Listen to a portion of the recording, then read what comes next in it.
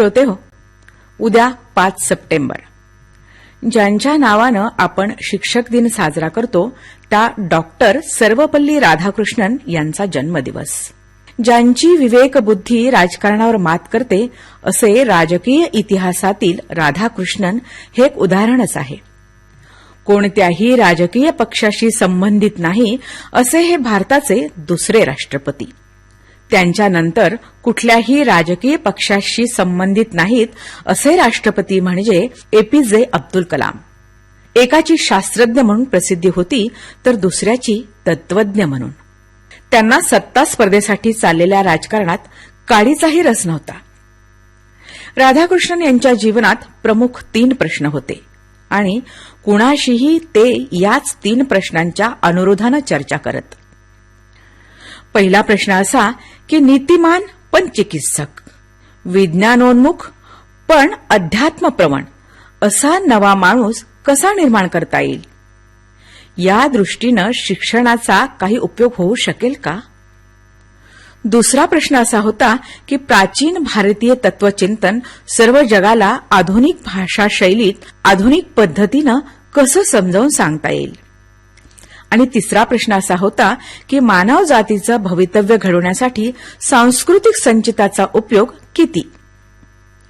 श्रोते हो, यातील नीतिमान, चिकित्सक, विज्ञानोन्मुख आणि अध्यात्मप्रवण हे 4ही शब्द मोठे कळीचे आहेत बरं. वरवर बघता आपल्याला नेहमीच्या वापरातलेच, पण आपण नेहमी वापरतो इतक्या सवंग अर्थानं ते येत नाहीत. विज्ञानोन्मुख म्हणजे विज्ञान शाखा घेऊन पदवीधर होणं का?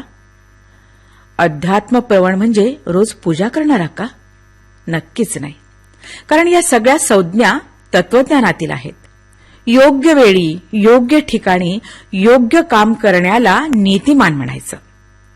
चिकित्सक असणं म्हणजे विवेकानं विचार करून योग्य अयोग्य, सार असार ठरवता येणं.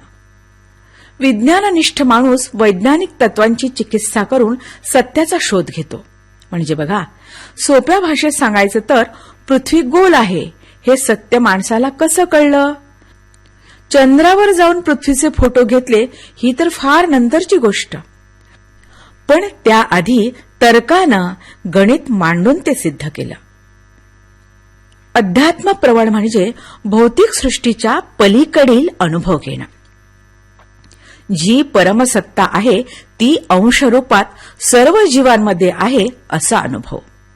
म्हणजे पिंडी ते ब्रह्मांडे म्हणतात तसं. कोणत्याही धर्मपंथातील पूजापाठ, सोवळं याच्या पलीकडील असा हा विचार. असा नवीन माणूस कसा घडवायचा? आणि तोही शिक्षणाच्या माध्यमातून याविषयी ते येणाऱ्याबरोबर प्रत्येकाशी चर्चा करत. त्यापुढील महत्वाची म्हणजे फार फार मोलाची गोष्ट सांगितली आणि ती म्हणजे लोकशाहीच्या मर्यादा. याचा अनुभव आपण आज पदोपदी घेतच आहोत. स्वातंत्र्य आणि लोकशाहीवर त्यांचा नितांत विश्वास होता.